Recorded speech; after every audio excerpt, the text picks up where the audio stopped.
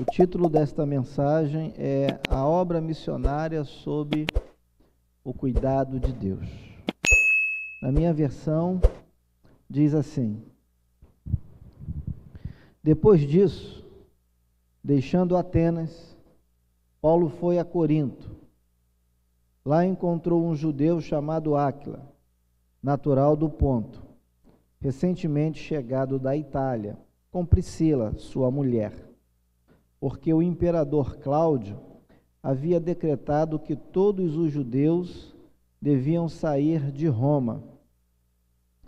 Paulo aproximou-se deles e, como tinham o mesmo ofício, passou a morar com eles ali e ali trabalhava.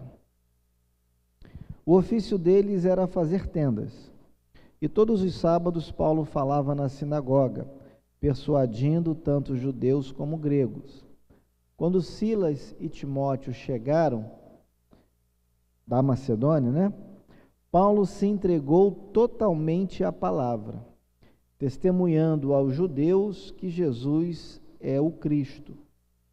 Como eles se opuseram e blasfemaram, Paulo sacudiu as roupas e disse-lhes: que o sangue de vocês caia sobre a cabeça de vocês. Eu estou limpo dele, e a partir de agora vou para os gentios. Saindo dali, entrou na casa de um homem chamado Tício Justo, que era temente a Deus. A casa dele ficava ao lado da sinagoga. Crispo, o chefe da sinagoga, creu no Senhor com toda a sua casa.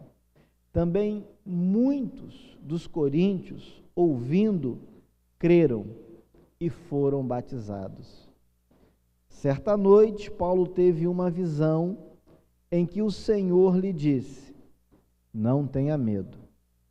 Pelo contrário, fale e não fique calado, porque eu estou com você, e ninguém ousará lhe fazer mal, pois tenho muito povo nesta cidade.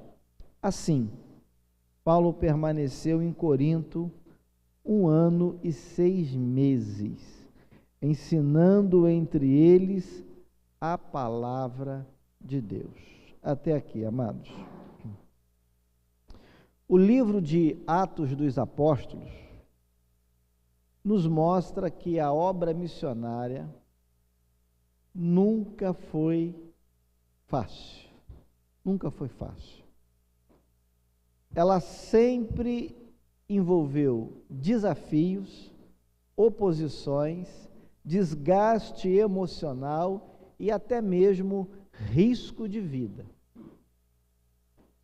Aqui no capítulo 18, nós encontramos o apóstolo Paulo em Corinto, uma cidade marcada pela imoralidade, marcada pelo pluralismo religioso e marcada também pela resistência ao Evangelho.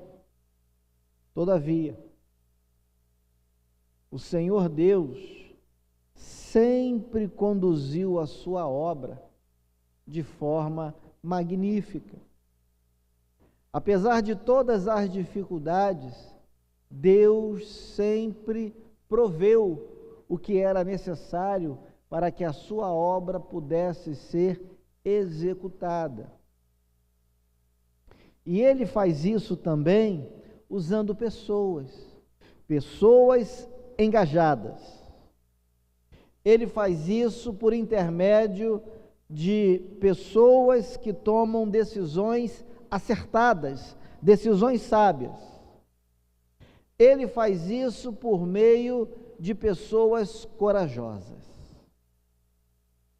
O que nós devemos observar na mensagem desta noite, meus irmãos, é que a obra missionária prospera quando os servos de Deus contam com apoio, discernimento e coragem. Agora, tudo isso, é bom deixar claro, precisa estar debaixo dos cuidados soberanos do Senhor, porque é Ele que é o dono da obra, não somos nós, não é nenhum de nós, é Deus, Ele é soberano, é Ele quem conduz o seu povo em triunfo. Então eu quero que você observe comigo, aqui nesse texto que nós acabamos de ler, olhando para as experiências do apóstolo Paulo em Corinto, 3 princípios essenciais para o exercício fiel e exitoso da obra missionária. E aqui eu quero destacar, de propósito, esses 2 adjetivos, fiel e exitoso. Por quê? Porque, irmãos, alguns acreditam que basta que sejamos fiéis. É claro que devemos ser fiéis. Isso é indiscutível. Mas a nossa fidelidade a Deus precisa apresentar frutos. E é por isso que eu destaco, então, o segundo adjetivo, exitoso. Ou seja, a obra precisa ter êxito. A obra precisa ter frutos, precisa ter resultados. Até porque é por meio do fruto que, por exemplo, você conhece a árvore. E quando Jesus usa essa expressão, ele fala se referindo aos falsos profetas. Em outras palavras, o Senhor Jesus disse lá no Evangelho de Mateus que pelo fruto você conhece o falso profeta e conhece também o verdadeiro profeta. Em segundo lugar, é pelo fruto e não pelos dons que você reconhece um verdadeiro cristão. É pelo fruto e não pelos dons que você observa a maturidade espiritual de alguém. Sabe por quê? A igreja em Corinto, de acordo com os estudiosos, tinha uma diversidade de dons. Uma diversidade. Entretanto, era uma igreja imatura, era uma igreja problemática, era uma igreja cheia de conflitos, e Paulo tem que intervir na situação daqueles irmãos, porque senão eles iam se matar, a igreja não ia sobreviver, tamanha era a briga, a disputa entre eles mesmos. Então era uma igreja que tinha dons espirituais, mas ao mesmo tempo era uma igreja imatura. Então, voltando aqui, é por isso que eu digo que nós precisamos observar nas experiências do apóstolo Paulo 3 princípios essenciais para o exercício fiel e exitoso da obra missionária. Não adianta você ser fiel e bater no peito e dizer: eu sou fiel, a minha igreja prega o fiel evangelho. Tá, tudo bem. Mas e aí? Quais são os frutos dessa fidelidade? Hoje pela manhã, quando a Flaviane fazia a devocional durante a escola dominical, ela falou algo parecido com isso. Ela leu lá na carta de Tiago que a fé sem obras é morta. A genuína fé, a verdadeira fé, apresenta resultados práticos na vida das pessoas, na vida da igreja. Então não adianta você bater no peito cheio de orgulho. Nós somos fiéis. Não há nenhuma igreja tão fiel quanto a minha. Mas cadê o fruto? Cadê a obra dessa igreja? O que essa igreja tem para apresentar? Pastor Hidauro, que esteve recentemente aqui conosco, ele falou também algo nesse mesmo sentido, nessa mesma linha de raciocínio, quando ele pregou naquela passagem que fala sobre os talentos, né? O Senhor deu a um servo 5 talentos, ao segundo servo deu 2 talentos e ao terceiro servo deu 1 talento. 2 servos multiplicaram os talentos que receberam, mas o terceiro servo pegou aquele seu único talento e enterrou, se acovardou, se amedrontou e não fez nada com o que recebeu de Deus, teve medo.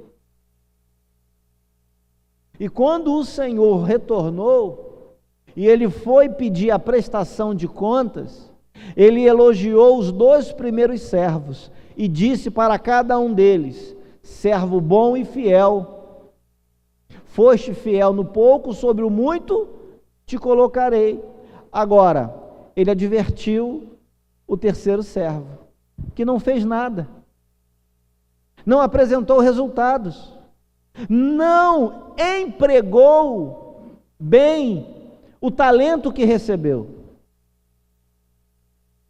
O Senhor reclamou dele. Então, a gente tem que ser fiel, sim, mas a gente tem que apresentar os frutos.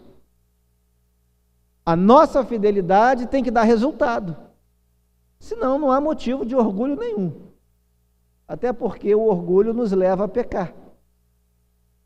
Então, irmãos, eu convido vocês nessa noite a observar esses 3 princípios aqui, a partir do texto que nós acabamos de ler. O primeiro princípio é que a obra missionária necessita de apoio. Vamos dar uma lida novamente nos versículos de 1 a 5, com bastante atenção.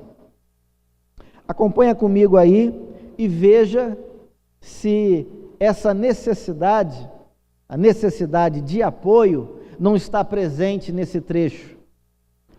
Depois disso, deixando Atenas, Paulo foi a Corinto. Lá encontrou um judeu chamado Áquila, natural do Ponto, recentemente chegado da Itália, com Priscila, sua mulher, porque o imperador Cláudio havia decretado que todos os judeus deviam sair de Roma. Paulo aproximou-se deles, e como tinham o mesmo ofício, passou a morar com eles e ali trabalhava. O ofício deles era fazer tendas, e todos os sábados Paulo falava na sinagoga, persuadindo tanto judeus como gregos. Quando Silas e Timóteo chegaram da Macedônia, Paulo se entregou totalmente à palavra, testemunhando aos judeus que Jesus é o Cristo. Irmãos, primeira coisa que você precisa entender aqui a respeito da obra missionária.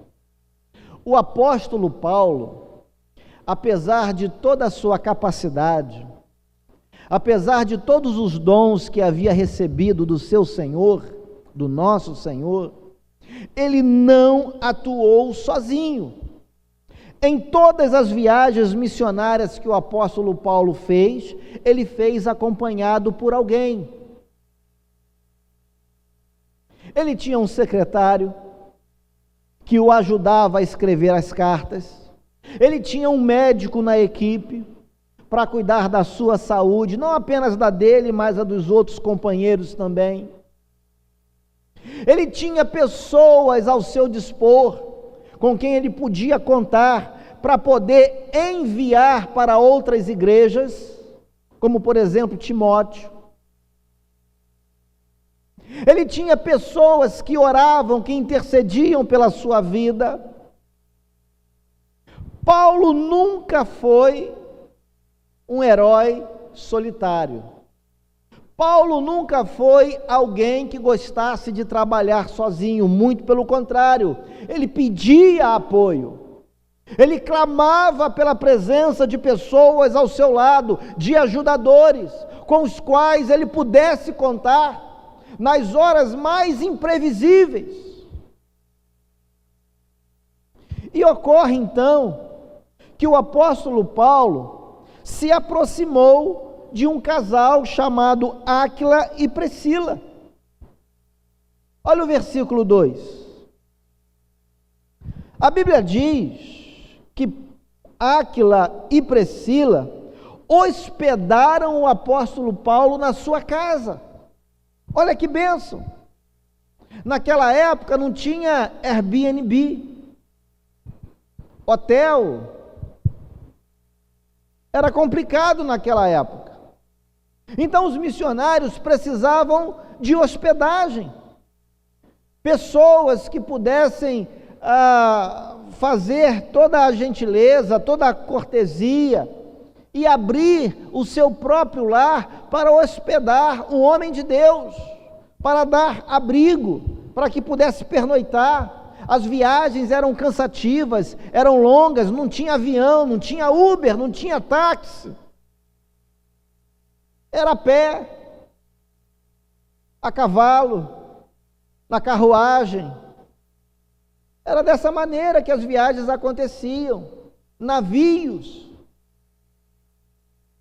Ainda não havia essa indústria que nós temos hoje, os navios mais velozes. O negócio era no passinho da tartaruga, no passinho da formiguinha. Então era cansativo tudo isso. E a Bíblia diz então que esse casal, Áquila e Priscila, hospedou o apóstolo Paulo. E não fizeram apenas isso. Áquila e Priscila viabilizaram condições de trabalho para o apóstolo. Porque o missionário também come. Missionário não é super-herói. Missionário não é aquela pessoa que vai para o campo e não precisa mais de remédio, não precisa mais de roupa. Missionário tem filho, o filho fica doente. Missionário tem esposa, que muitas vezes, por acompanhar o missionário para uma outra cidade, um outro estado, um outro país, deixa emprego. Chega lá de mala e cuia, sem trabalho, precisa de sustento. Então Paulo também precisava de sustento, Paulo também precisava trabalhar, além de pregar o evangelho, ele precisava comer. Então Áquila e Priscila viabilizaram também meios de trabalho para o apóstolo Paulo. O apóstolo Paulo tinha um ofício, tinha uma profissão da época, fazedor de tendas. Áquila também sabia fazer tendas. Então eles montaram uma espécie de sociedade e foram trabalhar juntos. Mas olha o versículo 5. O apoio que o apóstolo Paulo recebeu não parou nesse casal, se estendeu. No versículo 5 a gente lê: quando Silas e Timóteo chegaram da Macedônia, Paulo se entregou totalmente à palavra. Olha que bênção, meu irmão. Você se deu conta do que esse versículo 5 está dizendo para mim e para você? Meu irmão, presta bem atenção. De acordo com as circunstâncias, é claro que o obreiro, ele vai precisar se dividir entre o ofício eclesiástico e o ofício secular. É claro que, de acordo com as circunstâncias, o obreiro vai trabalhar um período na igreja e outro período fora da igreja. É claro que isso pode acontecer. Agora, meu irmão, que bênção é quando a igreja, quando o campo missionário, quando a obra de Deus pode contar com pessoas que disponibilizam o seu tempo integralmente para a igreja, para o campo missionário, para a obra de Deus. O versículo 2, o versículo 3, está dizendo que enquanto foi necessário, Paulo pregava e trabalhava, mas no momento em que ele pôde receber ajuda financeira de Silas, de Timóteo e provavelmente das outras igrejas da Macedônia, como a igreja dos Filipenses, e nós já pregamos essa carta aqui, nós já expusemos para os irmãos a bênção que os filipenses foram na vida do apóstolo Paulo, contribuindo com o ministério do apóstolo. Então o versículo 5 está dizendo que quando Paulo teve condições de deixar de trabalhar para se dedicar integralmente à obra de Deus, isso foi uma bênção. Paulo não pensou duas vezes. Paulo falou assim: agora que vocês chegaram, agora que vocês vão poder contribuir financeiramente com a nossa viagem, com a nossa estada aqui na cidade de Corinto, eu vou fazer o seguinte: eu vou me dedicar completamente à pregação do Evangelho, ao ensino do Evangelho, e todo sábado eu estarei na sinagoga pregando, anunciando Jesus para os judeus, para os gentios. É isso que o versículo 5 está dizendo. Amados, a obra missionária é coletiva, não é individual. E nela, há quem pregue, há quem hospede e há quem contribua financeiramente. Abra a tua Bíblia em Eclesiastes, capítulo 4, versículo 9. Acompanha comigo essa leitura.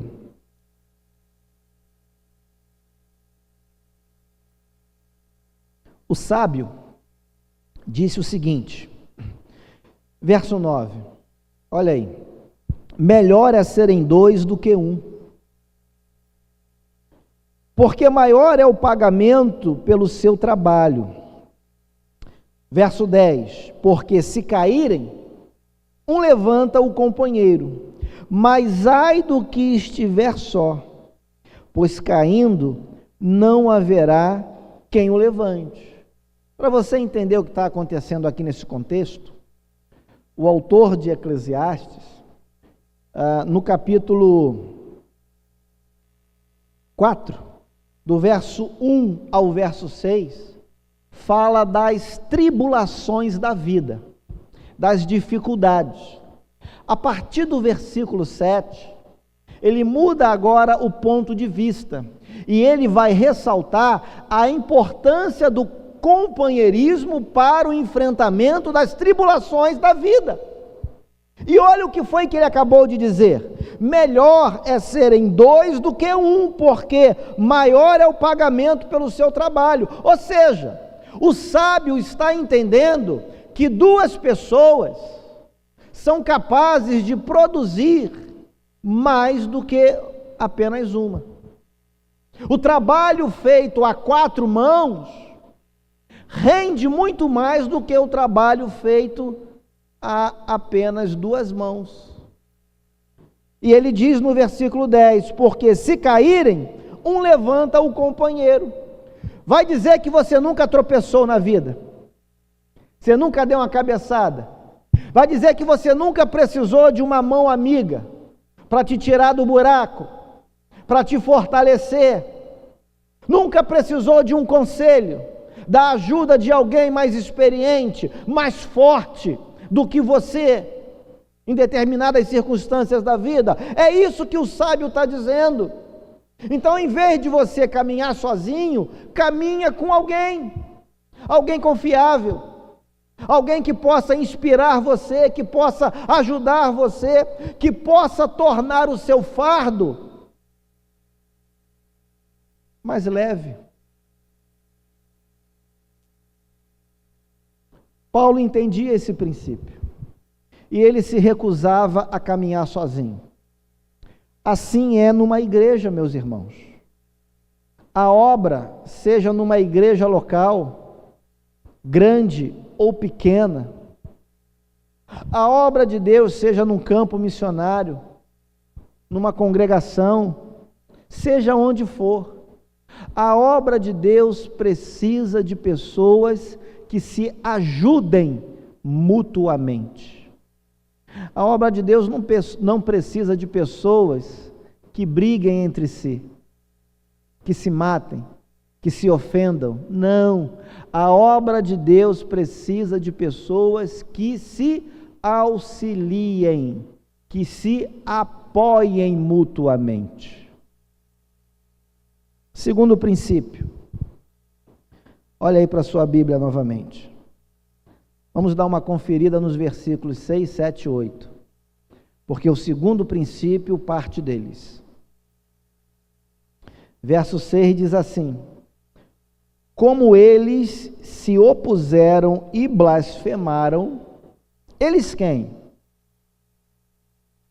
Os judeus. Lembra que Paulo pregava nas sinagogas? E aí o versículo 6 está dizendo que eles blasfemaram, eles se opuseram. E aí que foi o que Paulo diz? O que foi que Paulo fez? Paulo sacudiu as roupas e disse-lhes o quê? Que o sangue de vocês caia sobre a cabeça de vocês. Eu estou limpo dele. E a partir de agora, o que eu vou fazer? Eu vou para os gentios. Saindo dali, o que aconteceu? Verso 7. Entrou na casa de um homem chamado Tício Justo. Quem era esse homem? Como é que ele é caracterizado aqui? Um homem temente a Deus. Onde ficava a casa desse Tício? Ao lado da sinagoga. E o que acontece no versículo 8? Crispo, o chefe da sinagoga, creu no Senhor. Que interessante, né? E quem mais creu no Senhor? Está no verso 8. Quem mais creu, além de Crispo? Toda a sua casa. E quem mais creu? Também muitos dos coríntios. Muitos dos coríntios, ouvindo, creram e foram batizados. Olha aí, meu irmão. Segundo princípio, toma nota. A obra missionária necessita de pessoas com discernimento e limites. Discernimento e limites. Como assim, pastor? Deixa eu te explicar. Você leu comigo atentamente o versículo 6. E você entendeu que o apóstolo Paulo, na cidade de Corinto, enfrentou oposição deliberada. As pessoas blasfemavam de Cristo. As pessoas não estavam dando ouvidos ao que o apóstolo Paulo estava ensinando, pregando. Diante dessa adversidade, o apóstolo Paulo precisou tomar uma firme decisão. E qual foi essa decisão? A Bíblia diz, no versículo 6, que Paulo mudou o foco. Paulo mudou o rumo, o alvo da sua atuação. Qual era o foco inicial do apóstolo Paulo? Pregar aos sábados nas sinagogas. Ele começou a encontrar dificuldade. As pessoas não davam ouvido ao que Paulo ensinava, ao que Paulo pregava. O que Paulo fez então? Foi difícil? Provavelmente sim. Mas Paulo teve que tomar uma decisão, Paulo teve que tomar uma atitude. E a palavra de Deus diz que ele então mudou o foco. No versículo 7 você encontra o apóstolo Paulo indo para outro lugar, passando a falar para um outro público, um público interessado em ouvi-lo, em atendê-lo. Veja, meu irmão, ainda no versículo 6, Paulo chega e diz assim: olha, eu vou sacudir as minhas vestes. Sabe o que isso significa? significa o seguinte: olha, vocês não querem ouvir? Vocês estão desdenhando, blasfemando? Então eu não tenho mais responsabilidade com vocês. É isso que vocês querem?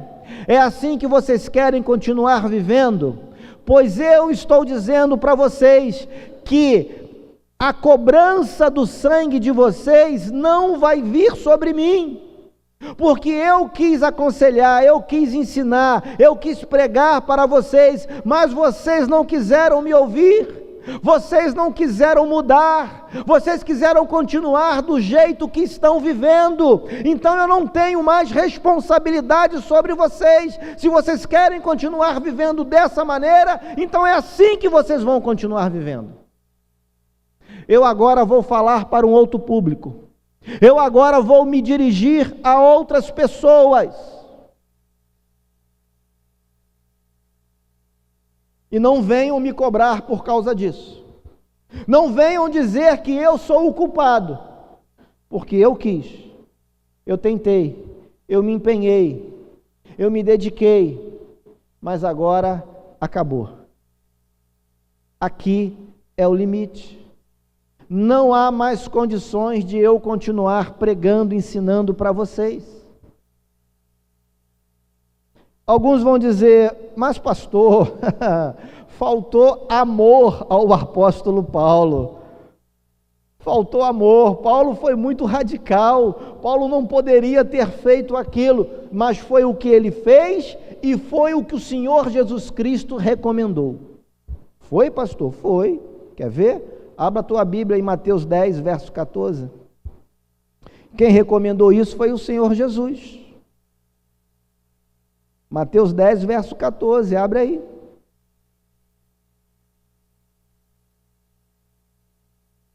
Jesus, quando enviou os seus discípulos para pregarem nas cidades, olha o que Jesus orientou. Se alguém não quiser recebê-los, nem ouvir as palavras de vocês, ao saírem daquela casa ou daquela cidade, sacudam o pó dos pés. Isso era uma atitude com o significado de advertência, dizendo o seguinte: olha, vocês quiseram continuar desse jeito, né? Eu vim aqui apresentar o plano de salvação, eu vim aqui apresentar o evangelho para vocês. Vocês não querem? Vocês recusam? Tudo bem. Então agora eu estou me isentando da minha responsabilidade. A minha responsabilidade com vocês foi até aqui. Deus me mandou para cá para ensinar. Deus me mandou até a casa de vocês para pregar para vocês, orientá-los, aconselhá-los. Eu fiz, vocês não querem. Então agora a responsabilidade é de cada um. Eu estou isento dessa responsabilidade. Foi isso que o Senhor Jesus ensinou e foi isso que o apóstolo Paulo precisou fazer. Então, meu irmão, isso não é retrocesso, isso não é desistir do reino de Deus, isso não é falta de amor, isso é discernimento, isso é ter sabedoria para perceber o momento de continuar e o momento de parar e mudar a rota. Qual é o problema de algumas pessoas? É ficar presa, é viver presa, presa ao passado, presa às estruturas, e o negócio não dá certo, o negócio não anda, o barco só vai afundando, e ninguém toma a sábia decisão de mudar, ninguém assume o compromisso de fazer alguma coisa diferente. Querem continuar malhando a ferro frio, dando murro em ponta de faca. E o negócio não anda, não produz fruto, só vai afundando. E as pessoas estão vendo o barco afundar e ninguém move uma mão, uma pá. A água está entrando, o navio está afundando, ninguém pega um balde para tirar a água. E acha que está tudo bem, que vai dar certo, que vai melhorar. Como que vai melhorar se ninguém faz nada diferente? Como? Como que vai mudar se as pessoas querem fazer as mesmas coisas há 500 anos?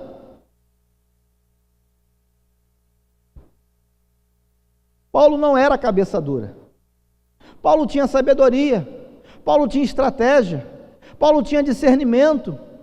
Paulo falou: olha, eu caminhei com vocês até aqui.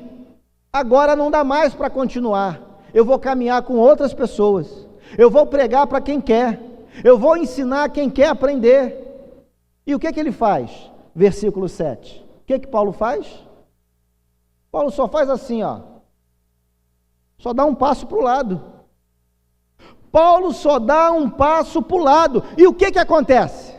Versículo 8. O que acontece no versículo 8? Os frutos começam a surgir.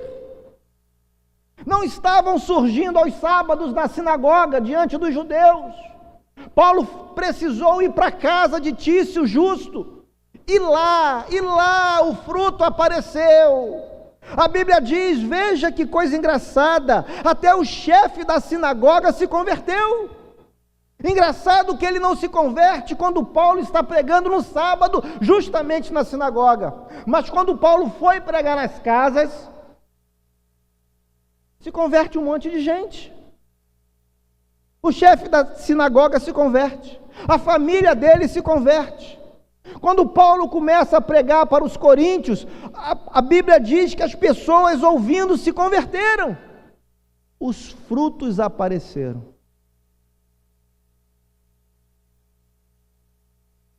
A obra missionária, meu irmão, a obra de pregação do Evangelho, muitas vezes precisa de reavaliação.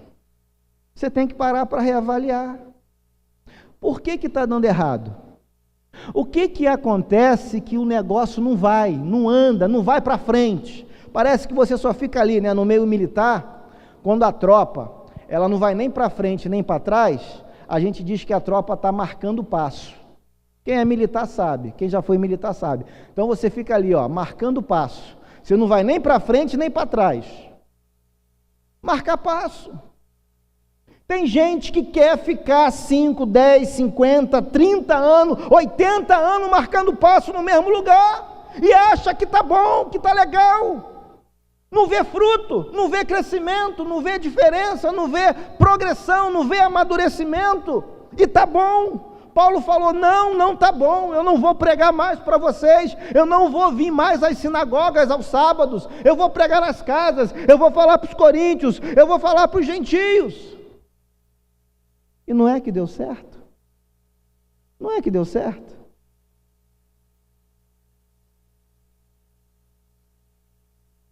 Às vezes falta sabedoria, irmãos. Falta discernimento. Terceiro princípio. A obra missionária necessita de coragem. Coragem. Coragem. Coragem para mudar, coragem para decidir, coragem para fazer, para continuar, para perseverar, coragem para pregar, coragem para falar. Precisa de coragem. Como eu disse, a obra missionária sempre foi permeada por dificuldades, oposições. Então, para se fazer a obra de Deus,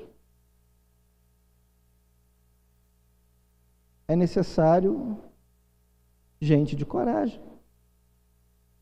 Pessoas que não temam nem o diabo, nem o homem, mas que tenham coragem para decidir, tenham coragem para mudar o que é preciso, reavaliar. Leia comigo o versículo 9, 10 e 11, por favor. Certa noite, Paulo teve uma visão em que o Senhor lhe disse: não tenha medo. Não tenha medo. Pelo contrário, fale e não fique calado. Fale e não fique calado, porque eu estou com você, e ninguém ousará lhe fazer mal, pois tenho muito povo nesta cidade. Verso 11. Assim, Paulo permaneceu em Corinto 1 ano e 6 meses, ensinando entre eles a palavra de Deus. Irmãos, as circunstâncias agora eram até favoráveis, porque os frutos começaram a aparecer. Você viu no versículo 7, versículo 8, versículo 9, 8, né? 7 e 8, que Paulo, quando mudou a rota, quando ele começou a pregar em outro lugar e para um outro público, as conversões começaram a aparecer. Entretanto, parece que Paulo ainda poderia guardar no seu coração algum temor. Paulo era homem, como você, como eu, como nós aqui, era um ser humano. Paulo poderia estar ainda, de certa forma, apreensivo. E Deus, percebendo as dificuldades do seu servo, Deus então decide intervir naquela situação, e ele fala diretamente com o apóstolo Paulo, encorajando o seu servo, dando a ele coragem para ele não desistir, para ele continuar. E qual era a base desse encorajamento do apóstolo Paulo? Aqui nós temos que ter cuidado, porque a base do nosso encorajamento não é a nossa intelectualidade, não é a nossa capacidade de articulação, não é a nossa força física, a nossa boa saúde. Nós não lutamos com armas naturais, nós lutamos com armas espirituais. A base do encorajamento do apóstolo Paulo não tinha a ver com a capacidade pessoal do apóstolo, não, muito pelo contrário. A base do encorajamento do apóstolo Paulo tinha a ver, em primeiro lugar, com a presença de Deus na vida dele. Deus disse assim: eu estou com você, versículo 10, pode colocar na tela aí o verso 10, deixa aí. O Senhor Deus disse: eu estou com você. Então, em primeiro lugar, a base do encorajamento do apóstolo Paulo tem a ver com a presença de Deus na vida dele. Segundo lugar, a base do encorajamento do apóstolo Paulo tem a ver com a promessa divina. Deus é fiel e Ele não mente, Ele promete, Ele cumpre. Deus disse para o apóstolo Paulo: ninguém ousará lhe fazer mal, ninguém, eu vou guardar você. Os teus opositores vão se levantar, vão falar mal de você, vão falar de você pelas costas, vão tentar te matar, vão tentar te parar, mas eu não vou deixar eles prosperarem, porque eu estou nesse negócio contigo. Em terceiro lugar, a base do encorajamento do apóstolo Paulo está no propósito soberano de Deus. E ninguém muda. Deus diz na sua palavra: agindo eu, quem impedirá? Ninguém impede, meu irmão. Quando Deus se levanta, quando Deus decide fazer alguma coisa, não tem homem, não tem diabo, não tem instituição, não tem ninguém capaz de impedir os planos de Deus se concretizar. Não tem. Deus disse para o apóstolo Paulo: tenho muito povo nesta cidade. Pode pregar, pode ensinar, pode falar, pode evangelizar, porque as minhas ovelhas vão ouvir a minha voz, as minhas ovelhas vão ouvir o evangelho e elas vão se manifestar. Vai ter muita gente convertida, vai ter muita gente mudando de vida. Prega, Paulo, fala, Paulo, não desiste, Paulo, persevera, Paulo. É propósito de Deus salvar pessoas de todas as raças, de todas as tribos, todas as línguas, todas as etnias. Então prega, prega, prega, prega, não pare de pregar, não tenha medo, Paulo. E qual foi o resultado disso? Está no versículo 11. O que está escrito no versículo 11? O apóstolo Paulo permaneceu na cidade de Corinto durante 1 ano e 6 meses, ensinando a palavra de Deus. Queridos, vamos fechar aqui o raciocínio? Então me acompanhe de novo, por favor. Guarde uma coisa: a igreja do Deus vivo, eu e vocês, nós participamos da missão de Deus, não apenas indo aos campos, mas a gente também pode participar da missão de Deus apoiando, orando, sustentando e caminhando junto com aqueles que são chamados para irem aos campos. Talvez você não foi chamado para estar na linha de frente, talvez você não foi, mas Deus te deu saúde para você trabalhar, Deus te deu um bom emprego, você é um cara que tem a tua vida toda organizada, as tuas contas toda equilibrada, então talvez você pode sustentar quem vai, você pode orar por essa pessoa, você pode pegar o telefone e encorajá-la, você pode ligar para ele, para ela, você pode dar força, você pode ouvir os lamentos, você pode dar um conselho. Hoje em dia a tecnologia encurta a distância.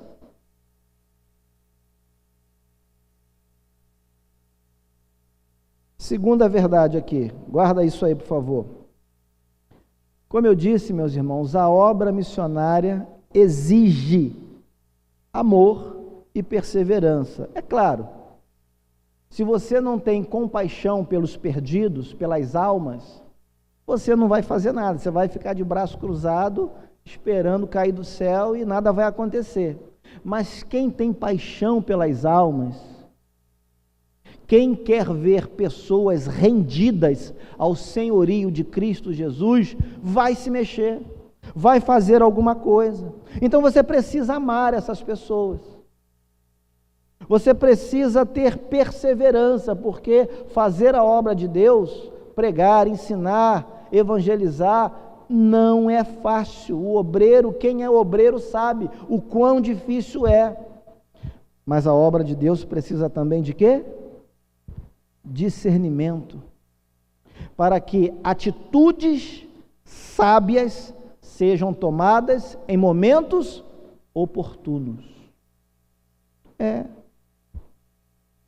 Nós precisamos reconhecer, irmãos, a hora de seguir em frente, a hora de parar e de mudar de rota, porque nessa direção já deu, já chegou no limite, daqui para frente não vai mais, então você tem que mudar a rota. Quem foi que disse que Deus não muda a rota? Quem foi que disse? Abre a tua Bíblia em Atos 16, abre a tua Bíblia em Atos 16, vamos voltar um pouquinho aqui, versículo 6,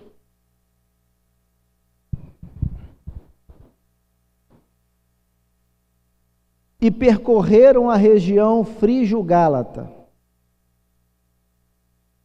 tendo o quê? Pode falar mais alto? Mas Deus impede alguém de pregar a palavra? Impede. Deus impede alguém de pregar a sua palavra. Pastor, mas a intenção é a melhor do mundo. Sim, mas não é o propósito de Deus que ela seja pregada ali, naquele lugar, por você, naquela hora. Não é o propósito de Deus. Deixa que daqui a pouco Deus cuida daquilo ali. Você vai para lá. Você vem para cá. Você para o outro lado. Continuando, e percorreram a região frígio-gálata, tendo sido impedidos por quem? Quem impediu? Satanás? Quem foi que impediu? O Espírito de Deus impediu. Não foi Satanás, não foi o homem, não foi o adversário, foi o Espírito de Deus que impediu que Paulo e os seus colegas ali de missão, os seus auxiliares, foi o Espírito de Deus que impediu que eles fossem pregar o Evangelho na região da Ásia. Era o propósito de Deus que Paulo fosse pregar na Europa, na região da Macedônia. Paulo tentou ir para a Ásia, tentou pregar o Evangelho lá. Deus falou: não, você não vai pregar o Evangelho na Ásia agora, você vai pregar na Europa. Eu não quero você aí agora, eu quero você lá. E Deus não deixou. Então, meu irmão, para com esse negócio de que não é de Deus, de que Deus não fecha trabalho, não abre trabalho, não muda a estrutura, não muda a igreja, não muda a rota. Para de pensar isso, porque se Ele quiser, Ele faz. Quando é necessário, Ele muda. É só Ele querer, Ele faz. Agora, a obra de Deus precisa de pessoas com discernimento, pessoas com sabedoria. Vamos voltar. A obra de Deus precisa de pessoas com sabedoria para reconhecer a hora de mudar e seguir noutra direção. Terceira e última coisa que eu queria deixar para os irmãos: todo obreiro, se é pastor, se não é pastor, se é missionário, missionária, se é evangelista, se é diácono, se é líder do louvor, líder de grupo, de pequeno grupo, não sei, todo obreiro na obra de Deus precisa aprender uma coisa: a coragem que nós precisamos ter, devemos ter, ela deve estar ancorada em Deus e na sua palavra, não no nosso braço. A coragem que o obreiro precisa ter para tomar decisões sábias, com discernimento, tem que estar ancorada em Deus e na sua palavra, não na ausência de dificuldade. Sabe por quê? Porque dificuldade, meu irmão, toda a igreja tem. Toda dificuldade. Todo lugar onde você vê um grupo reunido em nome de Jesus, em todo lugar vai ter oposição, vai ter dificuldade.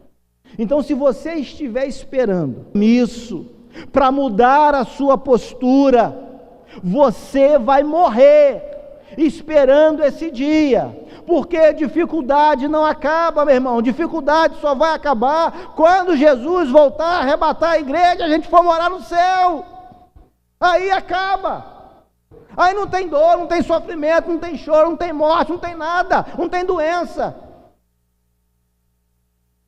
Então não espere a dificuldade acabar, porque ela não vai acabar aqui e agora. Mas saiba discernir as coisas e ancorar as suas decisões em Deus e na palavra dele. Que Deus te abençoe. Vamos orar?